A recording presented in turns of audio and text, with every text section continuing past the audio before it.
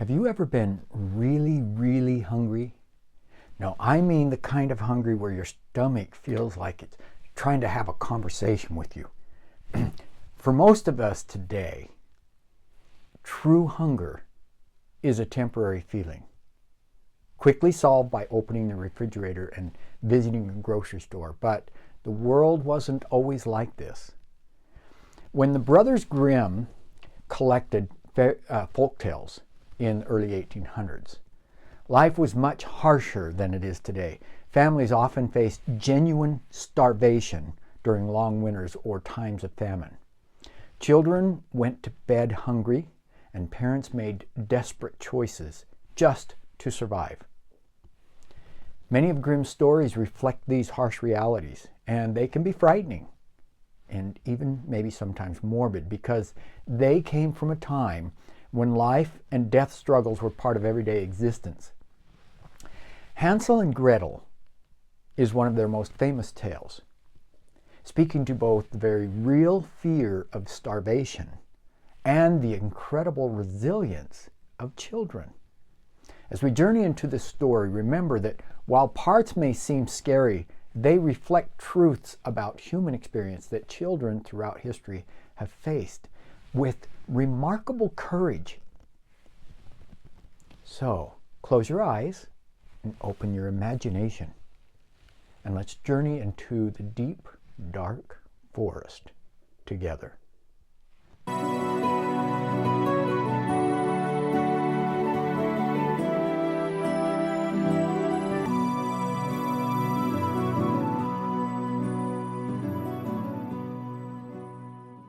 On the edge of a great forest lived a poor woodcutter with his wife and 2 children.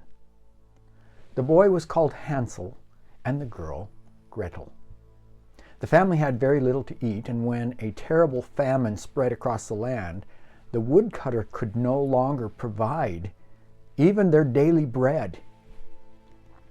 One night, as worry gnawed at them like a hungry mouse, he tossed and turned beside his wife.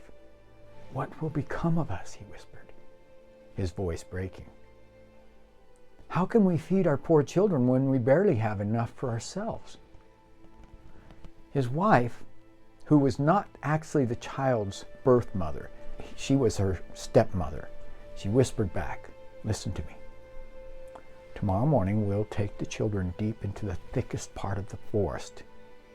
We'll give them a fire and give them each a small piece of bread, and then go about our work. They won't be able to find their way home, and we'll be able to get rid of them." "No!" gasped the woodcutter, his heart aching. "I can't abandon my children to the wild forest where wolves and bears would surely devour them." "Then we shall all 4 starve," she replied coldly. "You might as well start planning the boards for our coffins." The woodcutter's resistance crumbled like dry bread. His shoulders slumped in defeat as bitter tears slid down his weathered cheeks. But the children, with stomachs too empty for sleep, had heard everything. Gretel wept silent tears, but Hansel whispered, "Don't worry, little sister. I have a plan." When the house grew quiet with the heavy breathing of the adults in troubled sleep, Hansel slipped outside. The moon hung like a silver coin in the night sky, illuminating hundreds of smooth white pebbles that glittered like tiny stars along the path. He filled his pockets until they bulged and then crept back to bed. At daybreak, before the sun had fully risen, the stepmother shook the children awake. "Get up, lazy bones! We're going to the forest to gather wood." She handed each child a tiny piece of bread, cautioning, "That's for midday, so don't eat it before then because you'll get nothing else." Gretel tucked both pieces into her apron pocket, for Hansel's pockets were already filled with stones. And then they set off together into the forest. Hansel was pausing every few steps to drop a petal from his pocket onto the path. Deep, Deep into the forest they went until they reached a clearing where the father built a crackling fire. "Rest here, children," said the stepmother. "We'll go chop some wood. When we're finished, we'll come back for you."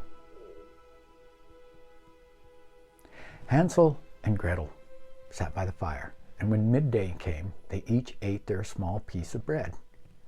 Hours passed like drifting clouds. The flames dwindled to embers and then to ashes. Still no one came. Gretel began to cry, her tears falling like morning dew. "Wait until the moon rises," Hansel comforted her, "and then we'll find our way home." When the full moon climbed into the sky, casting its gentle light through the branches, Hansel took his sister's hand, and the white pebbles glowed in the moonlight like a path of tiny lanterns. It led them home. All night they walked. As dawn broke, they reached their father's house. When they knocked on the door, the stepmother opened it with eyes wide with shock. "Wicked children," she scolded, though secretly dismayed. "We thought you were never coming home." Their father, however, had been grief-stricken at losing them, and he swept them into their arms with tears of joy. But happiness was fleeting in that little house on the edge of the forest. Soon, hunger once again sharpened its claws against them, and one night the children overheard the same dreadful plan. This time, the doors were locked. Hansel could not gather his pebbles. The next morning, as they were led even deeper into the forest, Hansel dropped crumbs of his precious bread behind them, thinking that they would show the way home. But, alas, when night fell, the children were again abandoned. They discovered that hungry birds had devoured every single crumb. "Now we're truly lost," whispered Gretel, trembling like a leaf in the autumn wind. "Hold my hand," said Hansel firmly. "We'll find a way together." For 3 days they wandered, hunger turning their stomachs into hollow caves, thirst parching their throats. They ate nothing but wild berries, becoming weaker with each step. On the 3rd day, they spotted a snow-white bird singing so sweetly that they stopped to listen. When it finished its song, it flew ahead, and the children followed as if pulled by an invisible thread. What they saw next made them gasp with wonder. There was a sunny clearing, and in the middle stood a house unlike any that they had ever seen before. Its walls were made of gingerbread, its windows of sugar, and its roof of delicious cake. Colorful candies dotted the walls like jewels. "Look, Gretel!" exclaimed Hansel, his eyes wide. "Food! Real food!" Driven by days of hunger, he reached up and he broke off a piece of the roof, its sweet scent making his mouth water. Gretel began to nibble at the window pane, giggling at the sweetness. Suddenly, a voice called out, soft as honey but somehow chilling, "Nibble, nibble, little mouse. Who is nibbling at my house?" The door creaked open, and out stepped an old woman, bent with age, leaning on her crutch. Her smile seemed kind, but her eyes, had the children been less hungry, less desperate, might have reminded them of a predator watching its prey. "Oh, you dear children," she cooed, "come inside. No harm will come to you here." She led them into the house filled with delicious foods, pancakes with sugar and honey, apples and nuts and more. And after they had eaten their fill, she showed them to 2 little beds with clean white sheets. Exhausted, Hansel and Gretel fell into a deep sleep, thinking that they had found paradise. But paradise it was not. The old woman was a wicked witch who had built the gingerbread house specifically to lure children. Early in the next morning, Before the children awoke, she grabbed Hansel with her bony hand and locked him in a cage. And then she took Gretel awake, hissing, "Get up, lazy bones! Fetch water and cook something good for your brother, and when he's fat enough, I shall eat him." Gretel wept bitter tears as she realized their terrible fate, but the witch forced her to work. Each day she ordered Gretel to cook rich foods for Hansel, hoping to fatten him quickly. But Hansel was clever. When the nearly blind witch asked him to stick out his finger so he could feel if he were getting fatter, he held out a little bone instead. After weeks of this deception, the witch's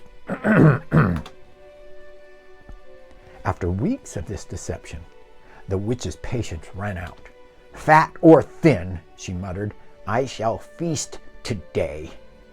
She heated her giant oven until it glowed, ordering Gretel, "Crawl in and see if it's hot enough to bake bread."